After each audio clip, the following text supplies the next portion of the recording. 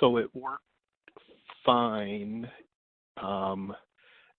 and the surgery always felt like such a big deal that it was like, okay, let's keep figuring out how to make this work. And then also probably when I end up in the perfect relationship, then it will certainly work.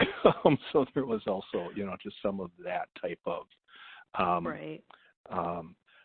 Wishful thinking and different priorities in life, saying, okay, it works good enough, and there's lots of other ways to be intimate, and so Okay. used it for, yes, probably 5 or 6 years on and off.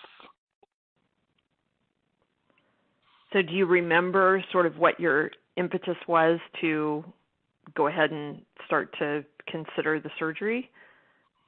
A couple things. One being real practical. Suddenly, the ordering process to get the equipment, the manufacturer changed or my insurance carrier changed, and all of a sudden it was becoming this big hassle to re-get what I needed. So it just sort of jolted me back into, okay, this sure is a lot of work. So that was one thing.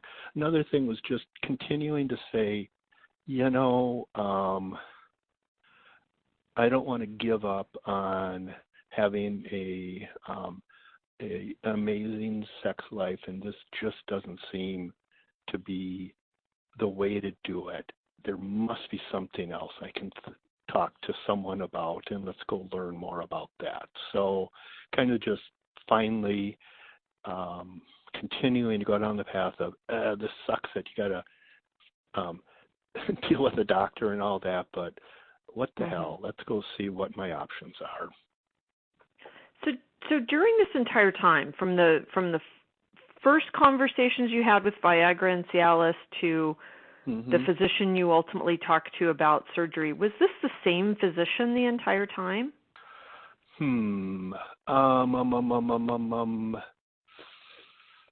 Actually, I'm having different conversations, some just with my primary care doc, because he is a good friend of mine, actually, and being a good doc. So just sort of using my primary care doc. And then, no, the person who did my surgery, original surgery, was a different doctor. So at first I was using a different doctor up until getting the pump. Then later on, it was a different doctor. So talking about the surgery, other than when I first had prostate cancer and the prostatectomy, when, you get the pamphlets of all your different options. So I certainly had heard that there was such a thing as an implant, but it wasn't really, certainly not when you first start. So a different doctor, so a different doctor is the rambling answer. Okay. So I want to go in a little bit more to, who these physicians were specifically once you reached this discussion about surgery. So was that first conversation with a primary care physician, or was it with a qualified urologist? Qualified urologist. Okay, so you were with a qualified urologist who had the surgical ability to do the procedure? Yes. And how did you just happen to already be seeing this physician, or did you find this physician through a referral or through some research? How did you come to find somebody who could do this procedure? He was a member of the specialty clinic that I use, and that was the one who did the original diagnosis and the original surgery.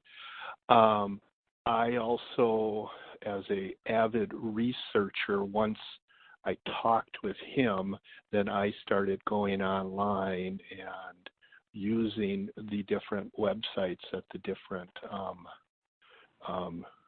vendors have, and then I also did some conversations, because I know people in the healthcare field, to get a as non